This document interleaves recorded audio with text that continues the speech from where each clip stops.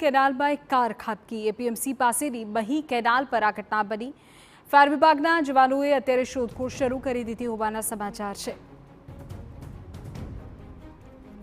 નડિયાદના પીપલક ગામની આ ઘટના છે। એપીએમસી પાસેની મહી કેનાલ પર એક કાર ખાબકી હતી। કારમાં કેટલા લોકો સવાર હતા તે હજુ સવાલ છે। જો કે અત્યારે શોધખોળ ત્યાં કરવામાં આવી રહી છે। ફાયર બ્રિગેડના જવાનો અત્યારે કામે લાગી ગયા છે કે જેથી કારમાં સવાર વ્યક્તિઓને બચાવી શકાય। જો કે કારમાં કેટલા લોકો સવાર હતા, કેવી રીતે આ બનાવ બન્યો તેને લઈને વધુ વિગતો સામે આવી નથી।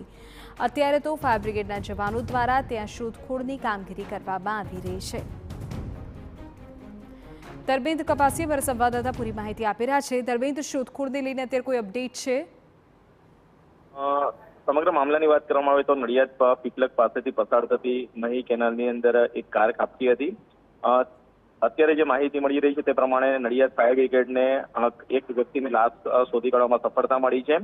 જો કે હજુ પણ ફાયર બ્રિગેડ દ્વારા તપાસ હાથ ધરવામાં આવી છે કે કારની અંદર સવાર એક જ વ્યક્તિ હતા કે અન્ય કોઈ લોકો હતા કે કેમ, તેની પણ તપાસ હાથ ધરવામાં આવી છે। બીજી તરફ કારને બહાર કાઢવાની કામગીરી અત્યારે ફાયર બ્રિગેડ દ્વારા હાથ ધરવામાં આવી છે। જી, આભાર ધર્મેન્દ્ર તમામ માહિતી બદલ।